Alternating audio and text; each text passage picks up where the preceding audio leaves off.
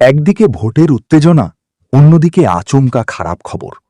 মিঠুন চক্রবর্তীকে নিয়ে এখন চাঞ্চল্য সর্বত্র। বুধবার সকালে কলকাতার বেলগাছিয়া এলাকায় ভোট দিতে সাধারণ মানুষের মতো লাইনে দাঁড়িয়েছিলেন তিনি। কোনো বিশেষ সুবিধা নেননি। সাধারণ ভোটারদের সঙ্গে দীর্ঘ সময় অপেক্ষা করে নিজের ভোটাধিকার প্রয়োগ করেন মিঠুন। সেই সময় তার আচরণে মুগ্ধ হন অনেকেই। ভিডিও ভাইরাল হয় সোশ্যাল মিডিয়ায়, প্রশংসায় ভরে ওঠে কমেন্ট সেকশন। কিন্তু ভোট পর্ব শেষ হতেই হঠাৎ করেই আসে উদ্বেগের খবর। জানা যায় বার্ধক্যজনিত সমস্যার কারণে শারীরিক অবস্থার অবনতি ঘটেছে তার। এরপরই তড়িঘড়ি করে তাকে হাসপাতালে ভর্তি করা হয়। বর্তমানে চিকিৎসকদের পর্যবেক্ষণে রয়েছেন তিনি। পরিবারের পক্ষ থেকে জানানো হয়েছে এটা মূলত রুটিন স্বাস্থ্য পরীক্ষা এবং বয়সজনিত সমস্যা। তবে এই হঠাৎ অসুস্থতা তার অনুরাগীদের মধ্যে উদ্বেগ তৈরি করেছে।